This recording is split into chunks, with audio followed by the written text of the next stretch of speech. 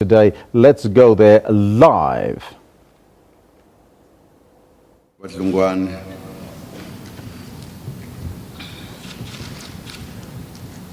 Basic Education Minister, Mama Angie Musekha, Deputy Minister,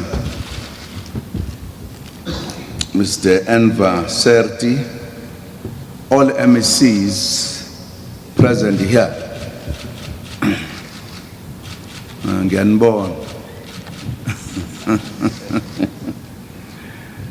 Director General and heads of provincial departments of education, all the education stakeholders,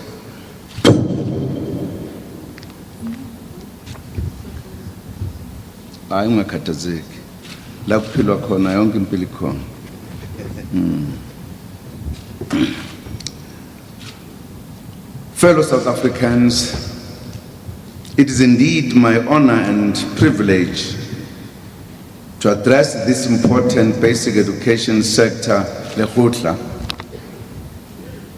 Kunemfuyo yakho engihluphayo la.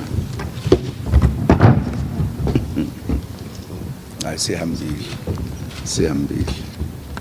Iyangibingelela.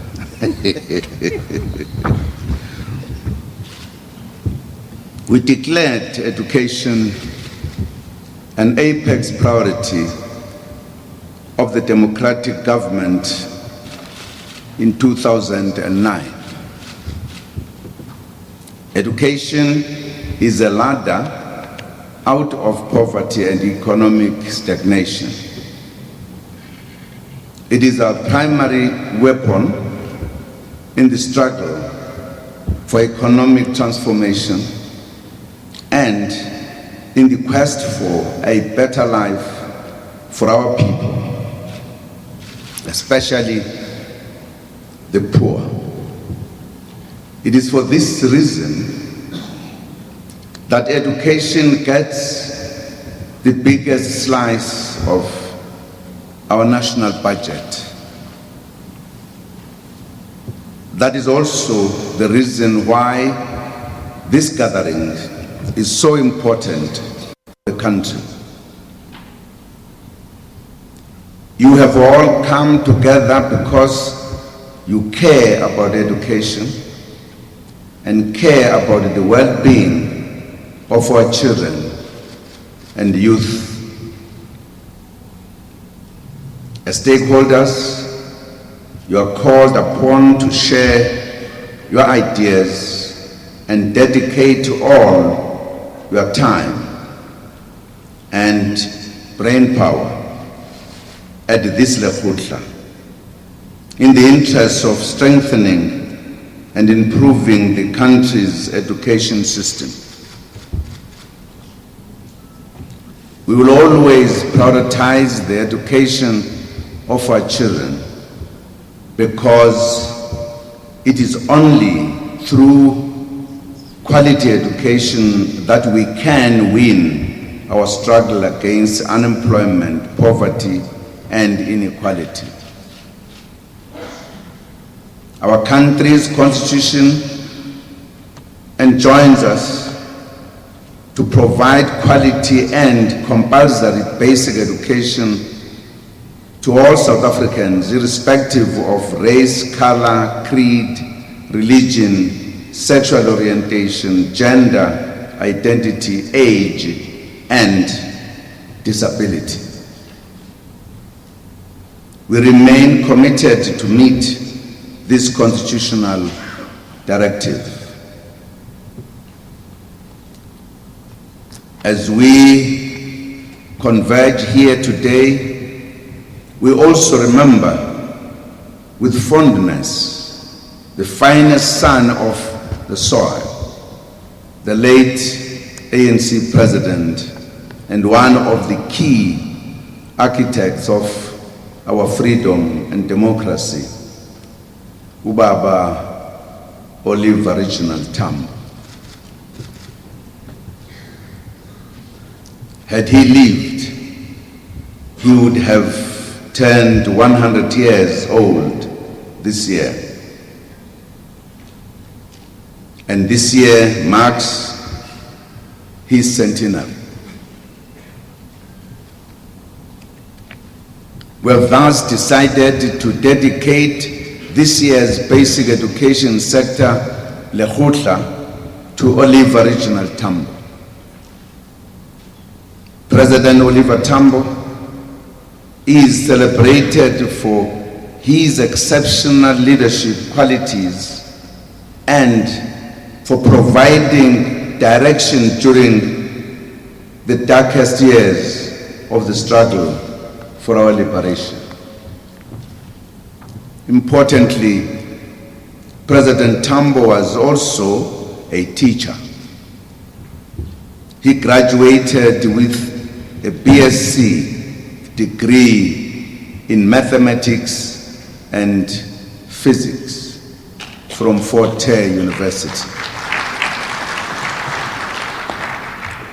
He then enrolled for a diploma in higher education, although he could not complete it after he was expelled from for his political activism. He taught physics and mathematics for 5 years.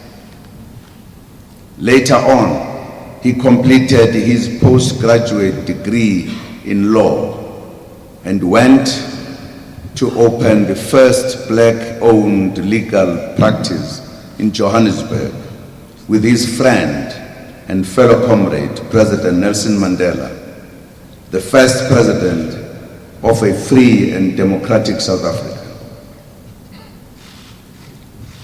President O.R. Tambo was indeed, for the better part of his adult life, an embodiment of all that was good and noble about the teaching profession and leadership. He was also the chief custodian of the principles of fundamental social change. This makes him the perfect role model for all educators in our country. They should study his life for inspiration. We thus encourage all our teachers to honor, protect, and advance the legacy of this outstanding educator, President Oliver Tambo. Compatriots, as you meet today, it is against the background of good progress that has been made in education in the past 22 years. We have made progress towards universal suffrage of school-going children. We have made progress in the introduction of early childhood development.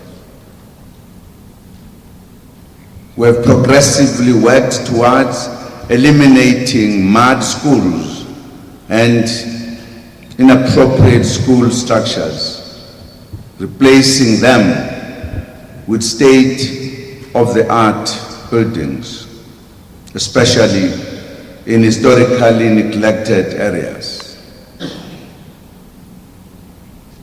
The Accelerated School Infrastructure Delivery Initiative project, through which we eradicated the mud schools, has gathered momentum over the years. Government has now completed over 135 new state-of-the-art schools in the Eastern Cape, Western Cape, and other provinces. We have also provided dignified sanitation, water, and electricity to hundreds more schools. To fight hunger and poverty in schools. We have expanded the school nutrition programs or feeding schemes in both primary and secondary schools. The nutrition program now reaches over 9 million children every school day who are given food free of charge to improve concentration and productivity. We have also expanded access to free education for children from poor households.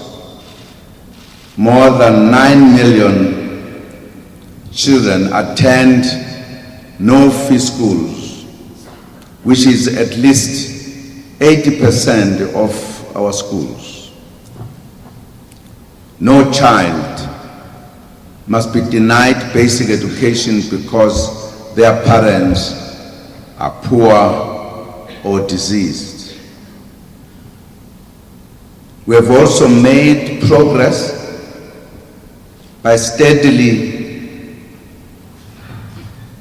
and emphatically proving matric results. In this regard, let me once again congratulate the matric class of 2016.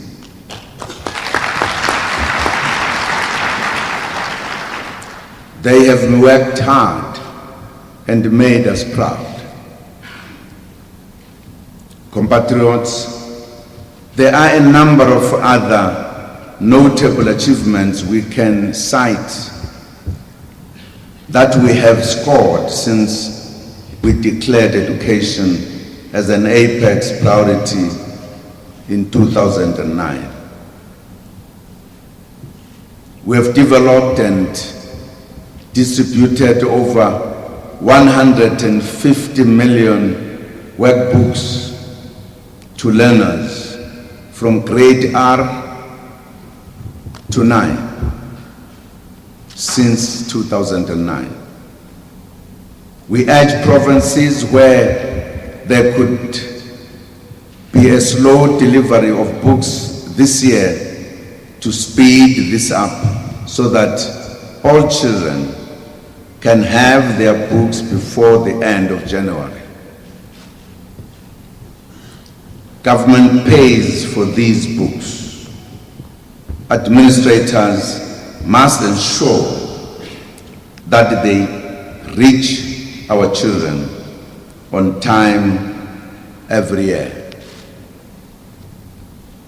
We have also completed the Orientation Pakisa, Operation Pakisa in Education program, which gave us a concrete plan that will accelerate progress towards using technology in education. While we are happy with the progress made, government is also the first to concede that immense challenges still remain as we rebuild our education system. We must do more to improve learner outcomes in mathematics, physical science, accounting, and languages. More children must be encouraged to take these subjects, and more teachers must be trained to teach these subjects. The Basic Education Department is working on these matters. We must improve reading and literacy throughout our schooling system. In this regard, I call upon parents who are able to do so to read to their children and to also encourage them to read. Let us not allow television to take away the time of our children to read.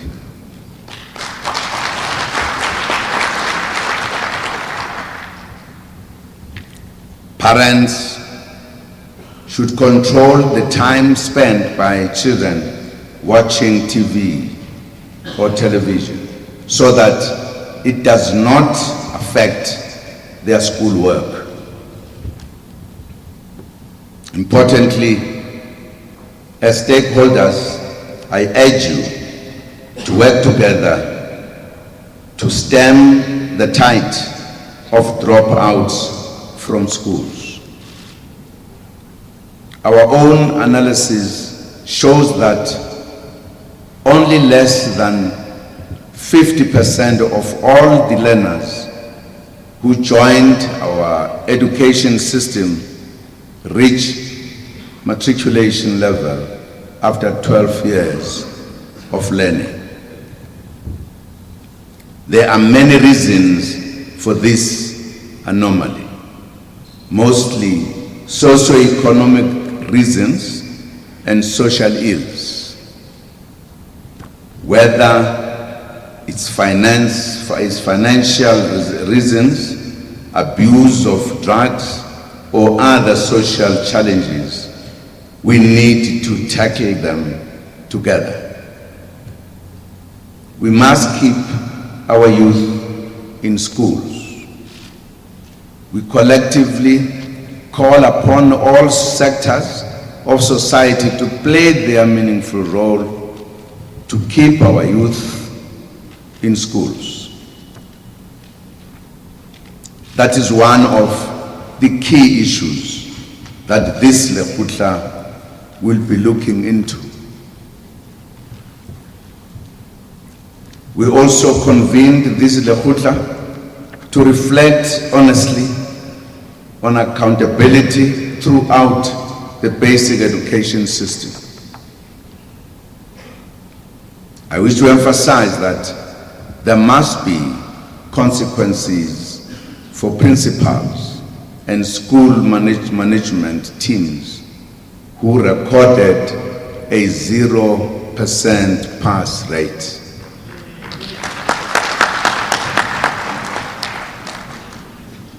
We must not allow any room in the public service for inaptitude and incompetence. Everyone must strive for excellence, more so in education.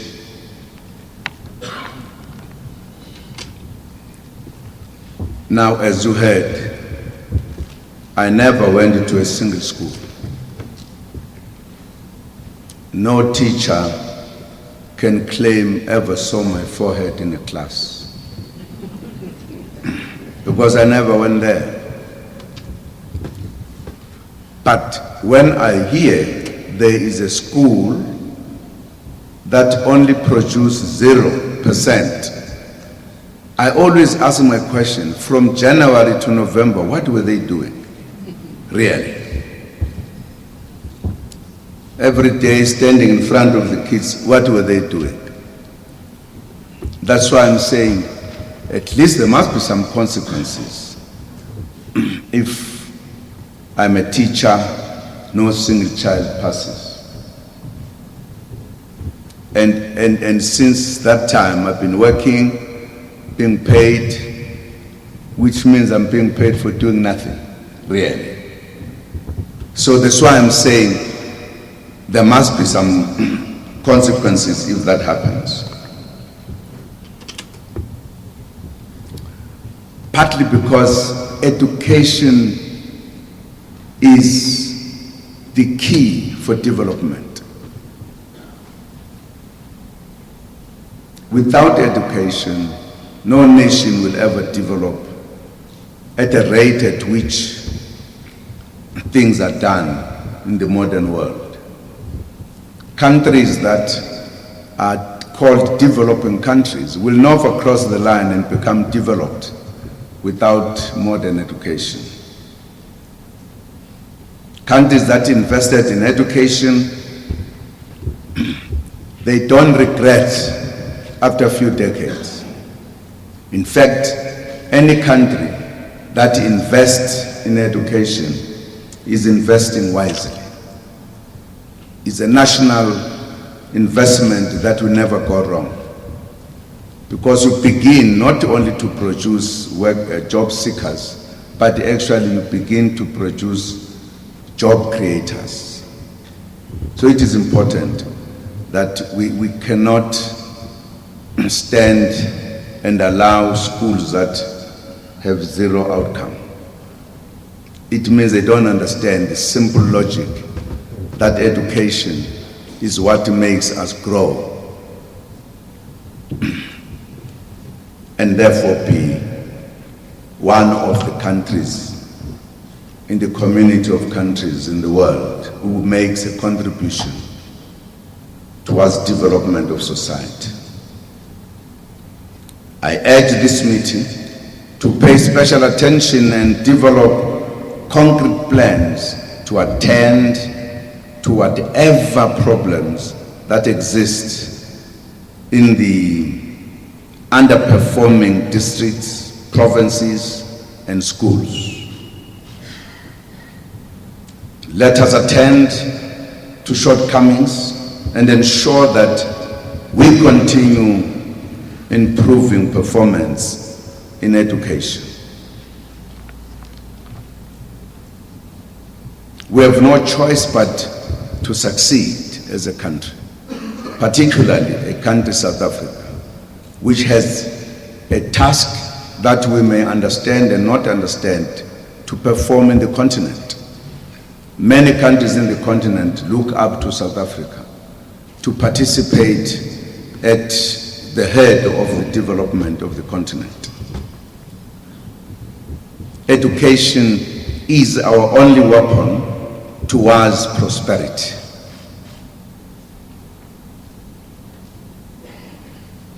Director of the program, in conclusion, as government, we appreciate and acknowledge the positive contribution of our dedicated teachers and teacher unions, corporate South Africa, NGOs, principals, associations, SGB associations, learner formations, and civil society as a whole. Working together, we shall ensure that our schools produce learners who are well equipped to help us build inclusive growth and prosperity when they graduate. I wish you all the best in your deliberations in this important Lekgotla. I thank you.